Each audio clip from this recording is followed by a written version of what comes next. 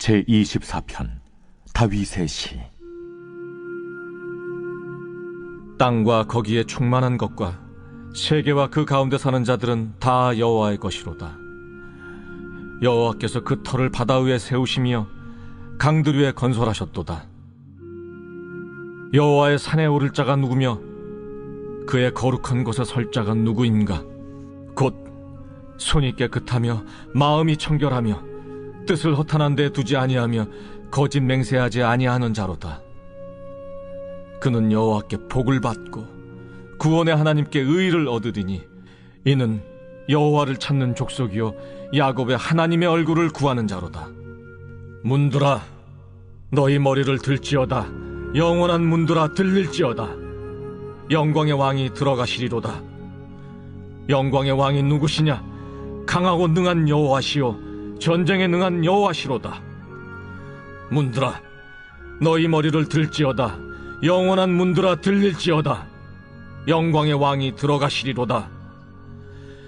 영광의 왕이 누구시냐? 만군의 여호와께서 곧 영광의 왕이시로다.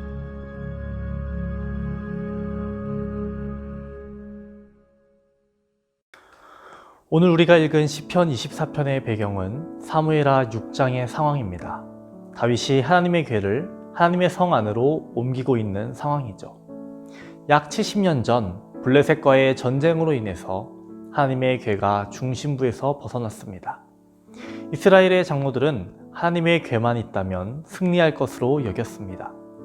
그렇게 하나님의 성소에 있던 하나님의 궤가 이스라엘의 주변부로 나가게 되고 잊혀졌죠. 드디어 다윗이 왕이 됐을 때 예루살렘으로 들어오게 된 것입니다. 다윗은 하나님의 궤가 성으로 들어오는 것을 다음과 같이 표현하고 있습니다. 문들아 너희 머리를 들지어다. 영원한 문들아 들릴지어다. 영광의 왕이 들어가시리로다. 문들을 향해 의인화를 하고 있습니다. 문들에게 너희 머리를 들어라 라고 말합니다. 문을 열라는 뜻이겠죠. 어떤 학자들은 이 문들을 성문 문지기들을 일컫는다라고도 말합니다. 성문 문지기들에게 문을 활짝 열라는 것입니다. 저는 이 구절을 보면서 이러한 상상을 하게 되었습니다. 다윗이 뮤지컬을 하는 것처럼 찬양하는 장면이 떠올랐습니다. 다윗은 하나님의 궤가 저 멀리서 오는 것을 보면서 노래를 부릅니다. 성전 문지기들, 성문 문지기들을 보면서 문들아 머리를 들지어다. 영원한 문들아 들릴지어다 라고 먼저 선포하며 외치는 겁니다. 그리고 노래가 시작이 됩니다. 다윗은 오른팔을 점차들며 노래 부르기 시작하는 겁니다. 문들아 머리를 들지어다. 이런 식으로 노래를 한다는 겁니다. 이렇게 찬양을 하며 춤추는 모습을 상상만 해도 너무 흥미진진하지 않습니까? 하나님의 궤가 예루살렘에 들어온다는 것은 굉장히 상징적인 것입니다. 이스라엘 중심에 하나님이 함께 하신다는 의미이죠. 다윗은 이렇게 외치고 싶지 않았을까요?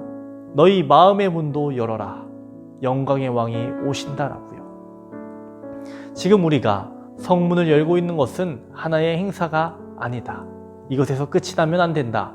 너희는 모두 마음을 열고 주님을 받아들여라. 주님을 받아들여라. 제가 다윗이었다면 너희 중심에 하나님이 계셔야 한다라고 외치고 싶었을 겁니다. 다윗은 이러한 심정으로 기쁨으로 이 시편을 작성하지 않았을까요? 하나님의 궤가 예루살렘에 들어왔을 때 다윗은 그의 마음을 활짝 열었습니다. 다윗은 여호와 앞에서 뛰놀며 춤췄습니다. 마치 선물을 기다리는 아이가 문을 열어보고 괜히 밖에 나가서 기다리는 것처럼 다윗은 성 밖으로 나와 여호와의 궤를 기다렸어요. 사무엘하 6장 13절에서 15절에 보면 여호와의 궤를 맨 사람들이 6걸음을 가매 다윗이 소와 살찐 송아지로 제사를 드리고 다윗이 여호와 앞에서 힘을 다하여 춤을 추는데 그때에 다윗이 배 에봇을 입었더라. 다윗과 온 이스라엘 족속이 즐거이 환호하며 나팔을 불고 여호와의 궤를 메어 오니라. 다윗은 왕궁에서 자신의 자리에 가만히 앉아 있을 수 없었어요. 밖에 나가서 하나님의 궤를 기다리고 힘을 다하여 춤추고 제사를 드리고 온 이스라엘 백성들과 함께 기뻐했습니다. 그런데 온 이스라엘 백성 중에 단 한 사람만 그렇게 하지 못했습니다. 이 모든 거룩한 사건에서 홀로 자신의 마음을 굳게 닫은 사람이 있었습니다. 누구일까요? 사울의 딸 미갈이었습니다. 여호와의 궤가 다윗성으로 들어올 때에 다윗 왕이 여호와 앞에서 뛰놀며 춤추는 것을 보고서 심중에 그를 업신여겼다라고 성경은 기록하고 있습니다. 심중에 아주 중요한 단어입니다. 그의 마음에는 불편함이 있었다라는 거예요. 하나님의 궤가 온 게 뭐가 대수라고 그러고 있느냐라는 거예요. 그렇게 그는 홀로 마음의 문을 열지 못했습니다. 거기에서 끝나는 것이 아니었어요. 마음에 불편함이 있던 것을 그대로 입 밖으로 꺼내게 됩니다. 미갈이 나와서 다윗을 맞으며 이르되 이스라엘 왕이 오늘 어떻게 영화로우신지 방탕한 자가 염치 없이 자기의 몸을 드러내는 것처럼 오늘 그의 신복의 계집종의 눈앞에서 몸을 드러내셨도다 하니 이렇게 말하고 있습니다.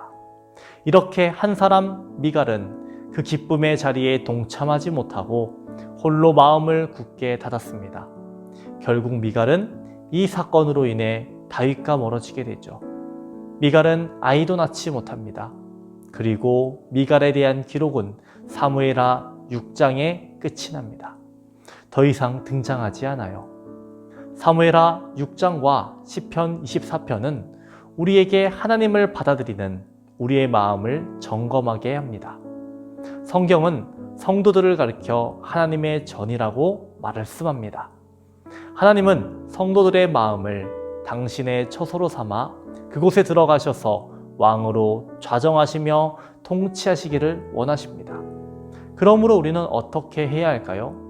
우리 성도들은 언제든지 왕이신 하나님의 통치를 받도록 마음의 문을 활짝 열어놓아야 합니다. 하나님, 이곳은 안 돼요. 하나님, 여기는 비밀의 방입니다가 아니라 하나님, 이것도 통치하여 주세요. 내 삶의 모든 영역이 하나님의 영광을 위해서 하나님의 인도하심 가운데에 있기를 원합니다라고 고백할 수 있어야 하겠습니다. 오늘 우리는 시편 24편의 말씀을 함께 살폈습니다. 하나님, 우리의 마음에 임재하여 주옵소서. 하나님 나라를 허락하여 주옵소서. 이렇게 기도로 나아가는 저와 여러분 되기를 소망합니다. 기도하겠습니다. 우리의 왕 되신 주님, 주님께 기도로 나아갑니다. 하나님, 우리의 기도를 들어주시옵소서. 하나님, 우리에게 찾아와 주시옵시고 우리의 마음을 활짝 열어 주님을 받아들일 수 있는 믿음을 주님 허락하여 주시옵소서. 우리의 모든 삶의 영역이 하나님의 영광을 위해서 사용되게 하여 주시옵시고 하나님만을 바라보고 하나님의 은혜를 나누는 삶이 될 수 있도록 주님 도와주시옵소서. 코로나로 인해서 많은 걱정과 많은 두려움이 있습니다. 하나님, 이 모든 것들 물리쳐 주시옵소서. 교회가 핍박당하지 않도록 주님 도와주시옵소서. 함께 모여서 예배할 수 있도록 주님 도와주시옵소서. 성도의 가정과 사업장 붙들어 주시옵소서. 경제적으로 어려운 것들 하나님 모두 극복해낼 수 있도록 주님 도와주시옵시고 걱정, 두려움 내려놓게 하여 주시옵시고 하나님의 위로하심으로 주님 위로하여 주시옵소서. 신명환 권사님, 박서연 청년 하나님 모두 고쳐 주시옵시고 깨끗이 나을 수 있도록 하나님 모든 과정 가운데에 함께하여 주시옵소서. 암으로 불면증으로 공황장애로 고통받는 모든 성도들 주님의 피 묻은 오른손으로 주님 깨끗게 하여 주시옵소서. 주님 오늘도 함께 하실 줄 믿습니다. 감사드리며 예수님 이름으로 기도합니다. 아멘.